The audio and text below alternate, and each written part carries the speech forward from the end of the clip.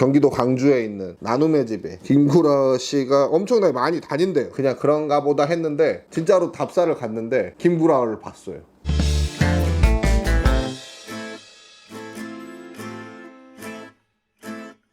좀 나와. 저쪽에서 햇빛 들어오는데 얼굴 가리잖아. 오! 안녕하세요, 체험왕 신강사입니다. 오늘은 뭘 할 거냐, 8월 14일이 위안부 기림의 날이기 때문에 평화소녀상 나노블록을 한번 만들어 보도록 하겠습니다. 그런데 문제는 집에서 설명서를 안 갖고 왔어요. 그래도 완성품이 하나 있어서 한번 만들어 보긴 할 건데, 이렇게 블럭은 나눠놨습니다. 블럭은 나눠놨는데 이 접시가 인도에서 갖고 온 건데, 이 접시가 바나나 잎으로 만든 친환경 접시래요. 인도에서는 이런 거 만들어서 그냥 접시 먹고 확 버리면 소가 와서 막 먹는데요. 신기했습니다. 일단 밑판을 만들어 보도록 하겠습니다. 그래도 이것도 1년에 한 100개는 만든다. 올해는 이제 코로나 때문에 수업을 많이 안 해서 좀 덜 만들었지만 그래도 평상시에도 굉장히 많이 만듭니다. 자, 8월 14일 날이 위안부 기림의 날. 뭐 위안부라고 하는 단어 자체가 이제 뭐 일본에서 만든 용어고 쓰지 말아야 된다라고 하는데, 일단은 뭐 교과서에서 그렇게 나오니까 뭐 고쳐줘야 될 용어긴 하죠. 안정, 위로와 안정을 주는 부인, 뭐 여성들이라는 뜻에서 우리나라에 있었던 사람들을 끌고 가서 전쟁터에서 성노예로 삼았던 너무나 추악한 전쟁에서 일어날 수 있는 최악의 범죄라고 할 수가 있습니다. 근데 우리나라 사람들만 데려다가 이렇게 못된 일을 시켰느냐? 그렇지 않습니다. 중국 사람들, 일본 사람들, 그다음에 심지어는 네덜란드 사람들도 데려다가, 인도네시아가 네덜란드의 식민지였었거든요. 근데 그 식민지에 와 있던 네덜란드 사람들을 데려다가 위안부로 삼기도 했었습니다. 자발적으로 갔다 뭐 이런 얘기들이 있는데 말이 안 되는 이야기들이 많습니다. 물론 자발적으로 간 사람들이 있어요. 뭐 예를 들어서 100명 중에 한 2명이 자발적으로 갔다고 해서 그 사람들을 전부 다 자발적으로 갔다라고 얘기할 수 없는 거지 않습니까? 거기에다가 사기 당해서 끌려간 사람들이 너무 많습니다. 일본 가서 취업시켜줄게, 너 가서 공부시켜줄게, 낮에는 일하고 공장에서 일하고 밤에는 학교 다녀, 뭐 이런 식으로 이야기해서 끌고 간 사람들도 있고, 혹은 납치를 당해서 간 사람들도 많습니다. 나무를 캐고 있는데 갑자기 군용 트럭이 와서 나를 잡아갔다. 내가 어디로 가는 집에도 알 수 없었고, 뭐 이런 사람들도 있었고요. 또 어떤 분들은 이제 아버지가 옛날에 독립운동 하느라 요주의 인물로 항상 감시하고 있었다고 하는데, 그런 분들 같은 경우에는 이렇게 약간 함정을 파가지고 너네 아버지를 파출소에서 풀어줄 테니까 너가 가자, 이런 어처구니 없는 경우도 있었다고 합니다. 그래서 요즘에 위안부 할머니들 관련돼서 이야기를 뭐 하는 사람들도 많고, 뭐 이게 돈이 제대로 흘러 안 가네 뭐 이런 얘기들을 하는 사람들도 많은데, 그래도 진실은 밝혀져야 되고, 위안부 할머니들이 입었던 피해들을 일본이 사죄하고 배상하고 보상하고 일본 교과서 안에서도 잘 표현을 해줘야 됩니다. 그게 굉장히 중요한 거예요. 근데 일본 같은 경우 우리는 성노예들만 많이 생각하는데, 근로정신대라고 해서 일본에 끌려가서 돈을 안 주고 일 시키는 경우도 엄청나게 많았습니다. 그래서 이제 그때 우리나라 사람들 데려다가 막 일 시킨 엄청나게 많은 회사, 뭐 미쓰비시 중공업, 지금 뭐 미쓰비시 같은 경우에는 일본에서 엄청나게 잘 나가는 뭐 회사죠. 일본에서 잘 나가는 회사들 보면은 거의 대부분이 전쟁 기간 동안에 돈을 많이 벌었던 회사들이 많습니다.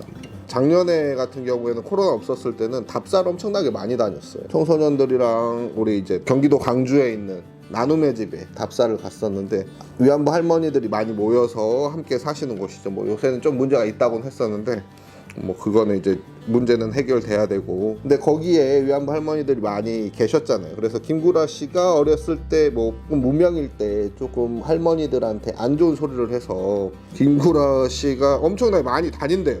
그냥 그런가 보다 했는데 진짜로 답사를 갔는데 김구라를 봤어요.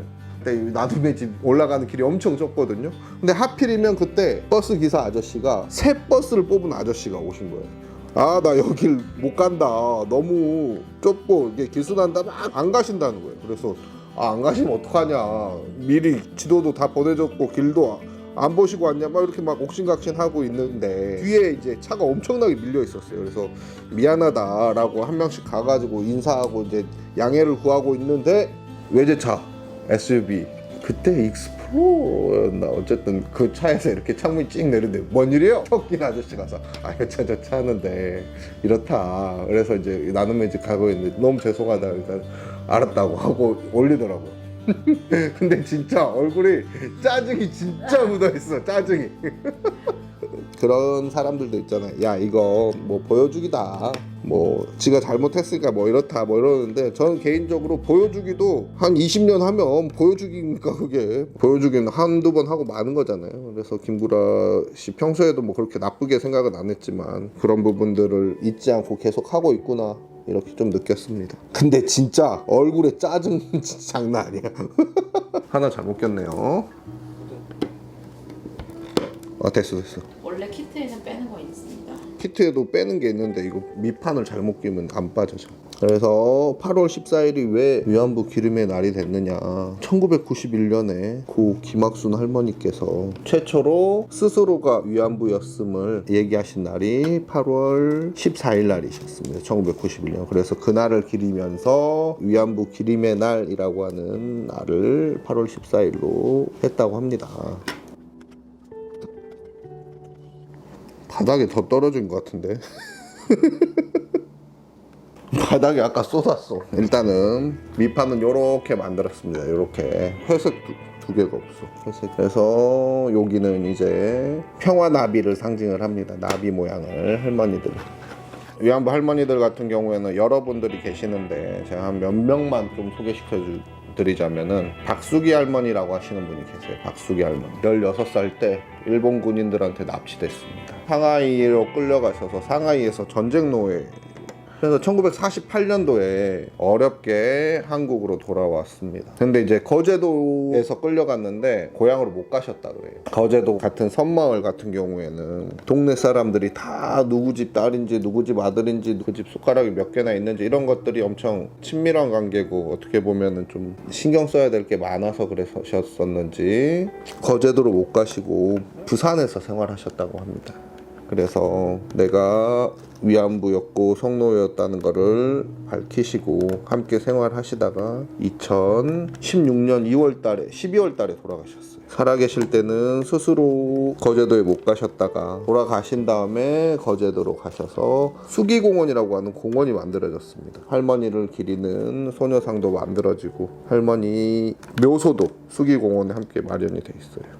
그리고 김복동 할머니 1941년에 15살 때 위안부로 끌려가셨다고 합니다. 그래서 이제 엄청 많은 곳에 끌려다니셨어요. 홍콩에도 갔고 수마트라 섬에도 갔고요. 자바, 말레이시아 이렇게 엄청나게 많이 끌려다니셨다고 합니다. 이제 단순히 이제 피해자로서 이제 그치는 게 아니라 인권운동도 엄청 많이 하셨고, 그래서 나중에는 인권운동가라고 불릴 정도로 인권운동 활동을 많이 하십니다. 그래서 1992년에 김학순 할머니 뒤에 이어서 피해자 진술을 하셨죠.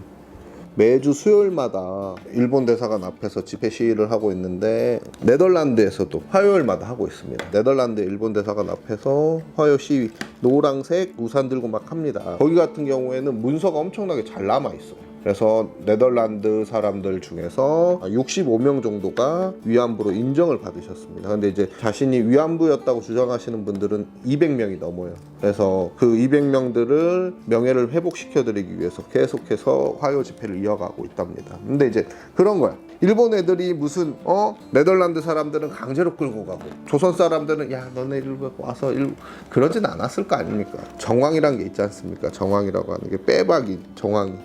이게 좀 비싼 제품이고 의미가 있는 제품이긴 한데 나머지 다 좋거든요. 근데 이제 이 갈색 이게 잘 안 맞아. 갈색 이것만. 이제 마리몬드라고 하는 회사가 있어요. 마리몬드라고 하는 회사가 할머니들 만들었던 작품 가지고 티셔츠도 만들고 가방도 만들고 그랬는데, 이 수지가 마리몬드 막 가방도 들고 핸드폰 케이스도 들고 막 그래가지고 어디 거예요 이게 돼서 대박이 터졌었죠.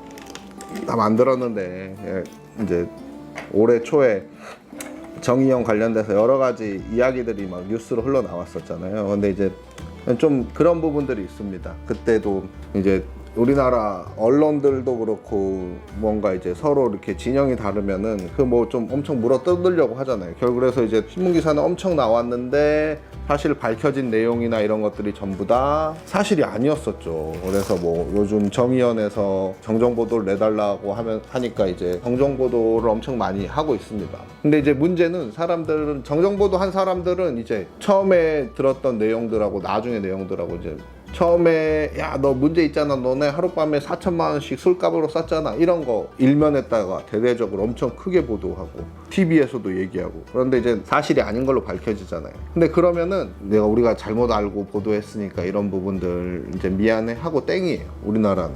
미국 같은 경우에는 그렇지 않죠. 허위 사실을 일부러 알고도 이런 식으로 보도했다라고 하면은 어마어마하게 큰 비용으로 이제 손해배상을 해야 됩니다. 얼마 전에 자기 동생을 오빠가 죽였다라고 추측하면서 보도했던 방송사에다가 8,400억 소송을 걸어서 이겼죠. 미국에서는. 우리나라도 이제 이런 징벌적 손해배상들, 언론들 이런 행태들은 조금 고쳐져야 될 것 같긴 합니다. 정의연 같은 경우에는 잘못 보도된 것만 해도 수십 건, 수백 건이 되더라고요. 그래서 올해 8월 14일 날은 매년 이제 위안부 기림의 날 뭐 이렇게 얘기가 되니까 요런 평화소녀상 이렇게 만든 거 만들어 보고, 하나 더.